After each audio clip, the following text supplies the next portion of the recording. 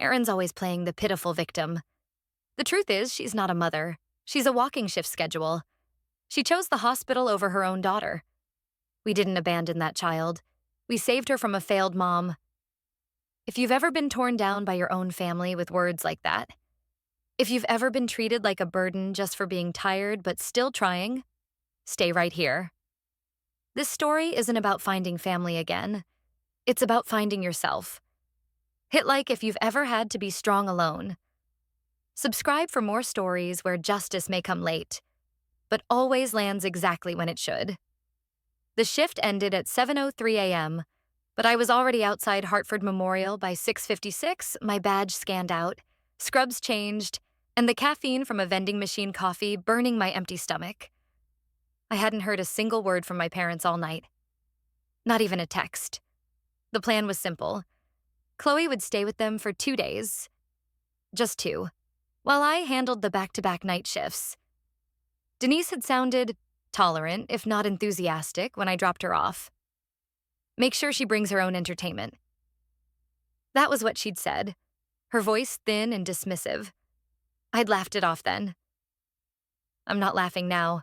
I tried calling their landline. Straight to voicemail. Tried again. Nothing. Okay, fine. Probably church, or errands, or just ignoring me.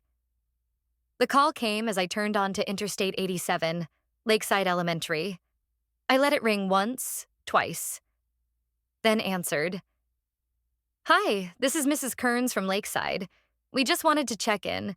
Chloe didn't come to school today, and she hasn't been marked absent by a guardian. I'm sorry. What? The words came out sharper than I meant. I pulled off onto the shoulder, cars whooshing past in rhythmic fury. She didn't come in today. Was there a reason? Is she sick? I don't know, I whispered. I was already doing the math in my head. Tuesday drop-off, Wednesday my shift. Today's Thursday, they should have had her dressed and ready by 7:45. Thank you for calling me, I said, and hung up without waiting. My hands were shaking. I called my parents again. No answer. Denise wasn't exactly the doting grandma type. Her tone with Chloe had always been performative, like she was mimicking what grandmothers are supposed to sound like, without understanding what it meant. Dad was quieter, more aloof, as if his presence alone was the gift. I floored it toward their house. When I pulled into the driveway, my stomach dropped. No cars, curtains drawn, porch light blinking from the timer. I rang the bell. Nothing. I pounded on the door, checked windows, peeked through the side gate. It was dead quiet. But the lockbox on the side porch had been left slightly ajar. I still had a spare key. I used it. The air inside was still, artificial, like someone had sprayed air freshener in a panic. The house smelled like citrus and bleach. Chloe's suitcase was gone. The guest room was bare, her little blanket with embroidered clouds. Gone. Stella, the stuffed bear with the pink ears. Gone. I turned toward the fridge, not sure why. It was taped there. A folded note, written in Denise's angular cursive, like she couldn't be bothered to press the pen too hard.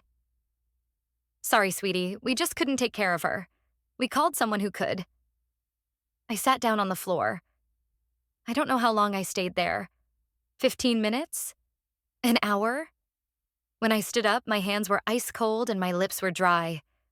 I called them again. Still nothing. It took me another 10 minutes to work up the nerve to call CPS. The woman on the line was calm, measured. Angela Ruiz, she said. Yes, I'm calling because I think my parents may have called and placed my daughter in foster care. There was a pause. I'm sorry, your name? Erin Whitman. My daughter is Chloe Whitman. She's 8. Angela's typing was soft and fast. Yes, I see here. Chloe was placed yesterday under Emergency Care Order 43B-17. The request came from your parents, Harold and Denise Whitman, citing inability to care and concern over parental capacity. There's a signed affidavit. What? I'm very sorry, Ms. Whitman. From what I can tell, the placement was processed yesterday afternoon. Chloe is currently in temporary foster custody while the report is reviewed. They can't do that, I said, suddenly standing. The paperwork reflects that a legal guardian expressed concern about unsafe conditions. There will be a review hearing scheduled shortly. My ears rang. My own parents filed me as unfit? They knew I was working. They knew this week was hard. They'd volunteered. They'd said, "We'll help." I'm her mother, I told the woman on the line. They had no right. While I was filing emergency paperwork, my parents were drinking cocktails under palm trees. Angela Ruiz didn't flinch when I told her I wasn't leaving without seeing my daughter. Maybe she'd heard it before. Maybe from mothers who deserved that tone, or from ones like me who were blindsided by betrayal masked as protocol. She led me down a muted hallway lined with children's drawings. The CPS office smelled like old coffee and dry erase markers. A plaque outside the door read Martinez Family Shelter, Temporary Placement Room 3. I clenched my fists before stepping in. Clara Martinez was in her early 50s, warm eyes and a voice that reminded me of soft-spoken nurses I once idolized. She greeted me with a gentleness I hadn't earned. "She's in the reading nook," she whispered, pointing to a tiny beanbag tucked beneath a cartoon mural of sea creatures. And there she was. Chloe. Curled up like a comma, legs drawn in, Stella the bear locked under her chin. "Mommy?" Her voice broke me. I dropped to my knees before I could answer. She threw herself into my arms, fingers trembling against my shoulder, like she needed to check I was real. "I missed you so much," she whispered into my neck. "I missed you more." We stayed like that for a long time, the only sound between us the hum of the hallway heater. Clara gave us space. When she returned, it was with 2 plastic cups of juice and a quiet sigh. "She's been waiting for you." She asked if she did something wrong. I looked down. Chloe's eyes were red, her nose runny, her grip unrelenting. "Of course she didn't," I said. "But Grandma said mommies sometimes don't come back," Chloe added, so I tried not to cry. My mouth went dry. I kissed her forehead, then turned to Clara. "Can I take her home?" Clara glanced at the paperwork Angela had left behind. "We'll need court approval, but visitation's allowed." When Chloe finally let go, I stood and checked my phone. 23 notifications, most from colleagues. One, oddly, from Rachel Ellis, an old college friend I hadn't spoken to in years. The message was short. "Didn't know you guys were in Hawaii, too. Thought you hated that side of the fam lol." Attached was a screenshot from Instagram. My sister Ashley, in a bikini, posing next to a margarita glass bigger than Chloe's head. Behind her, Harold and Denise, wearing sun hats and fake leis, smiling like they hadn't just discarded my childlike garbage. The caption, "Family First. Ohana Time. 9 Spring Break, 2024. My chest caved inward. I looked at the timestamp. Posted 8:17 p.m., the same night CPS placed Chloe in foster care. I tapped into Ashley's profile. Every photo told a story no affidavit could excuse. Dinner in Waikiki, boat tours, sunset drinks, smiles so wide it was insulting. I scrolled back. 3 days earlier, a photo of Denise holding a suitcase. Ready to unplug. Unplug?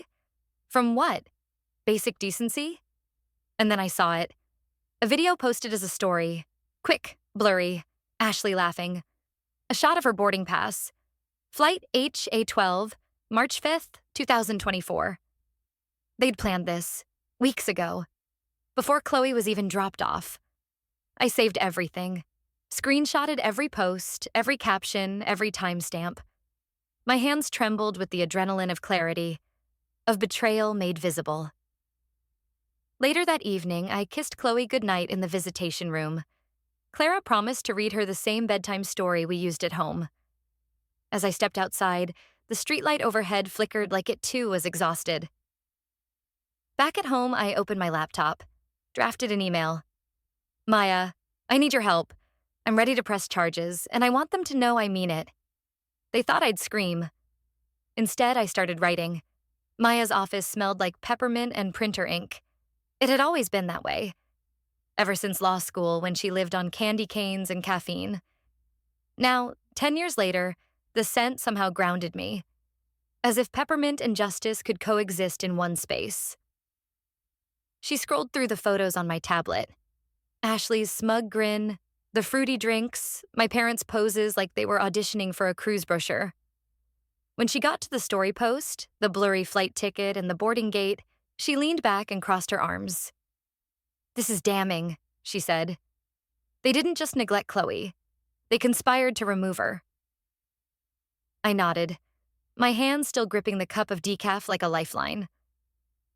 I want them to face what they did, not just emotionally, legally. "Then we go two ways," she said. "First, false representation of guardianship. Your parents claimed temporary custody without verifying your unfitness. Second, child endangerment through abandonment. And if we can prove intent to deceive child services..." She didn't need to finish. I was already opening a fresh file on my laptop. That night, I didn't sleep.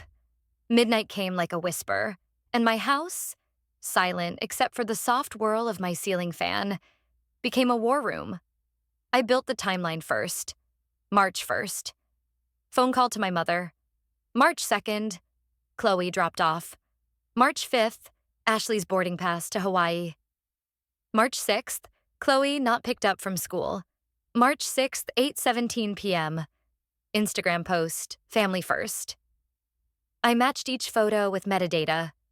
Screenshots were labeled, captions transcribed. I even recorded voice memos recounting the sequence in case I missed something. And finally, I uploaded everything to a Drive folder titled, "For Law Enforcement Review." By 2:30 a.m., I emailed the folder to Detective Marcus Wilson in Hartford. He'd once treated a stabbing victim while I worked triage. He owed me nothing, but I hoped he'd remember. Then I called Angela Ruiz. "I've compiled evidence, photos, travel records, public statements. They left Chloe to take a vacation." There was a pause. "You have enough," she said quietly. "For a formal complaint, I'll initiate the coordination with Hawaii CPS and law enforcement." As the sky turned violet, I visited the Martinez shelter. Chloe had her first art therapy session that morning. She was sitting cross-legged beside Clara, holding a crayon like it weighed 100 pounds. The drawing was simple. Our house, the swing set, Stella on the porch. But there were only two figures, a mother and a child. No grandparents, no visits to grandma's, no palm trees. She looked up. I wanted to draw the happy house. I kissed her hair and didn't say a word. Later, back at home, my inbox chimed. Subject, Joint Action Coordination, Maui Police Department, June 14th, 7 a.m. They would send officers to Harold and Denise's hotel suite in Lahaina. Charges would be read. Statements collected. No theatrics. No screaming matches. Just justice. That night, I tucked Chloe in and lay beside her until her breath slowed. I whispered to Chloe as she drifted off. Tomorrow, someone knocks on their door. Not me. Not angry. But the law. They expected a poolside breakfast. They got badges and subpoenas instead. A hibiscus-scented breeze danced through the open terrace of the Hilton Wailea Resort. Beneath an oversized umbrella, Harold buttered his toast like a man without a worry in the world. Denise was halfway through her second mimosa, sunglasses perched in her dyed blonde hair, chattering about whale-watching tours later that afternoon.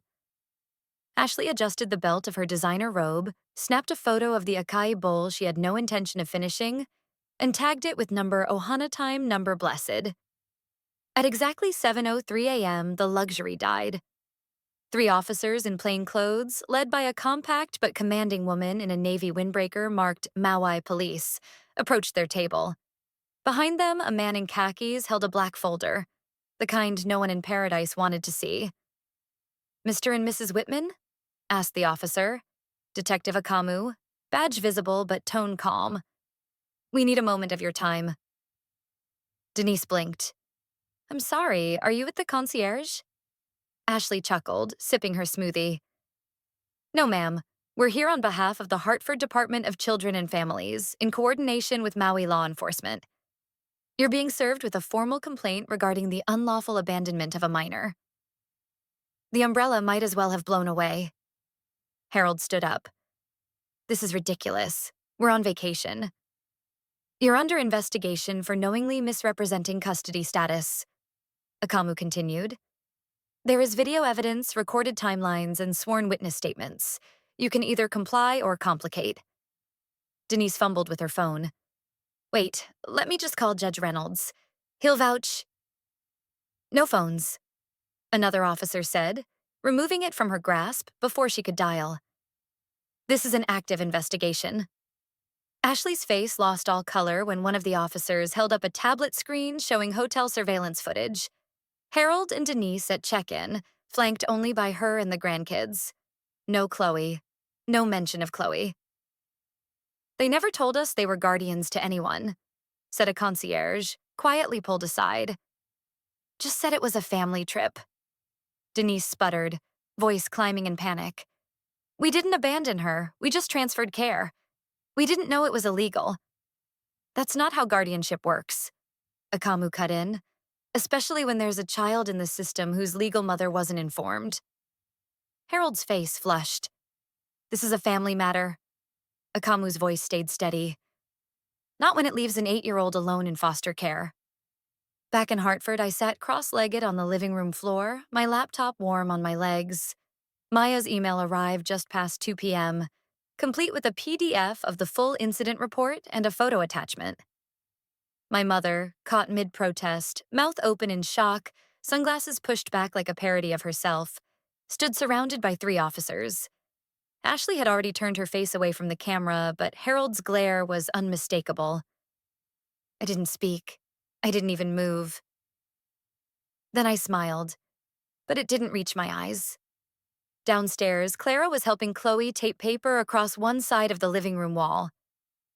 It's the safety wall, Chloe explained. Dr. Elena says we can put all the safe things here, like the swing and the pancake place.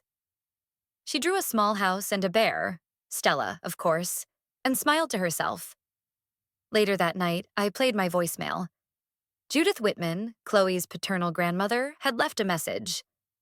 Erin. I heard what happened. If you're open to it, I'd like to talk. No judgment. Just coffee? I didn't delete it. I didn't respond either. Not yet. No shouting. No gavel. Just a drawing that silenced the room. The fluorescent lights above the civil hearing room in Hartford Family Court cast a sterile glow over the oak-paneled space. Unlike what I'd imagined, no banging gavels or dramatic testimony. Everything was quiet, controlled. Like the law didn't need to shout to be heard. Chloe sat next to Doctor. Elena White, her small fingers fidgeting with the hem of her sweater. She wore her favorite sparkly sneakers, the ones she insisted made her faster at thinking. I sat behind her with Maya, a stack of documents in my lap that suddenly felt useless next to what Elena held in her hands. A single sheet of paper, crayons, and the truth. Judge Laurie Deeks, mid-50s, gray bob, precise and unreadable, folded her hands on the bench. Proceed, Doctor. White.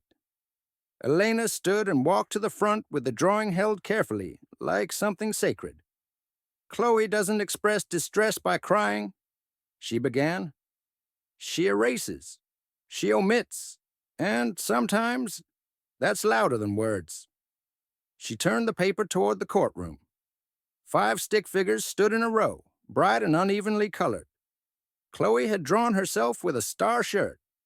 Next to her was me, holding her hand. Then Clara Martinez with a name tag. Dr. Elena, of course, smiling with glasses. And the last figure, Judith, her paternal grandmother. All 5 wore hearts, all 5 were smiling. There was no 6th. Maya stood slowly. Chloe, sweetheart, she said gently, can you tell us where Grandma and Grandpa are in your picture?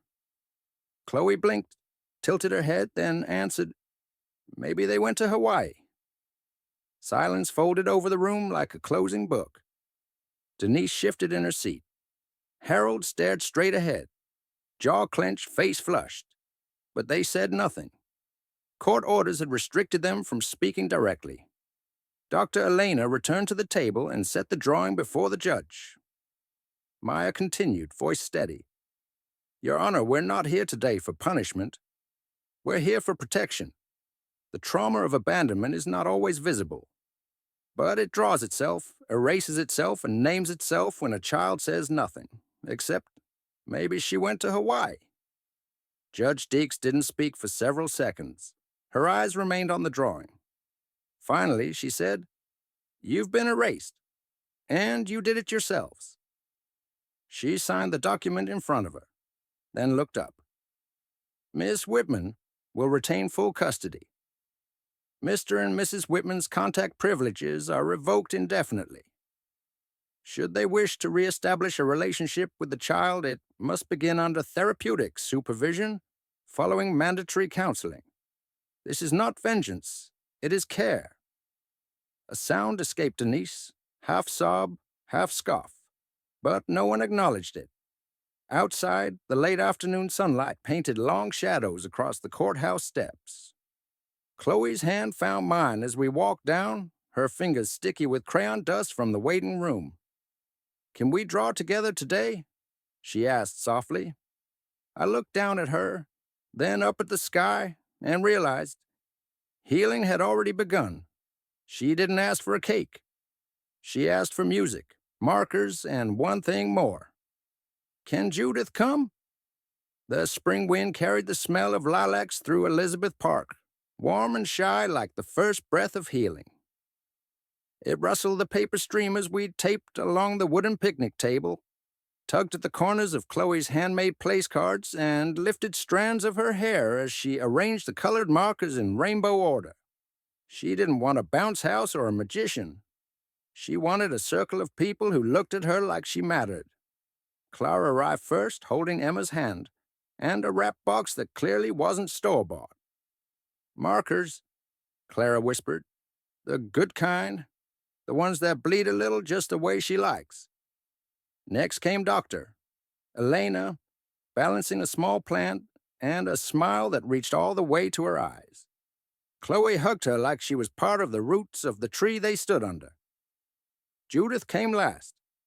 I'd met her outside the park gates, hands trembling just slightly as she held a small envelope. She wore a lavender blouse and a pin shaped like a book. I didn't know if I should bring anything. You came, I said. That's everything. At the table, Chloe waited until the last napkin was placed, then pointed to the seat beside hers. That's for you, she said to Judith. Judith paused. Thank you, sweetheart. There were no speeches, no confetti blasts, just conversation, laughter, and the occasional squeal from Emma as she chased butterflies. I poured lemonade into mismatched cups while Chloe drew a picture titled My Real Party, and in the corner she wrote safe in bright red marker. When the sandwiches were gone and the air started to cool, I brought out a box wrapped in craft paper. This, I told her, is something we saved. From your first therapy session. Chloe unwrapped it carefully. Inside was a drawing from weeks ago, the 5 of us holding hands. Judith's figure now colored in more fully.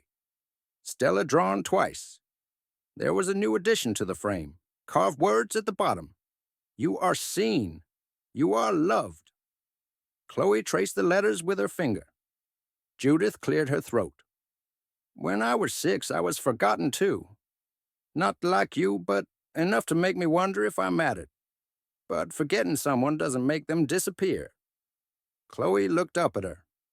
You remembered me. I never stopped, Judith said quietly, even when I didn't know how to help. Then came the song. No one prompted her. No one stood first. Chloe simply rose grinning and started to sing Happy Birthday to herself. We joined in, off-key and awkward, and she didn't care. When the candles were lit, flickering against the sunset, Chloe turned to Judith and said, "Sit with me." Judith sat down beside her. They blew the candles out together. No tears, just soft, real light. As the evening folded in and the guests left one by one, I watched her laugh as she twirled with Emma beneath the lanterns. She wasn't invisible anymore. She had drawn her world, and this time, everyone in it had chosen to stay. And I realized they lost something they'll never get back. And we rebuilt from ashes with crayons and courage. They left her behind, thinking no one would care enough to notice. But the truth they tried to bury came knocking, with court orders, art therapy drawings, and a child who no longer whispered but chose who sat beside her. Justice doesn't always arrive with sirens or shouts. Sometimes it walks in quietly, holding a crayon and pointing to what's missing. When injustice is met with unwavering courage, the final verdict can echo through a lifetime. In the end, the ones who tried to erase her became the ones she no longer needed to remember. No wall of lies can stand forever against the tide of truth.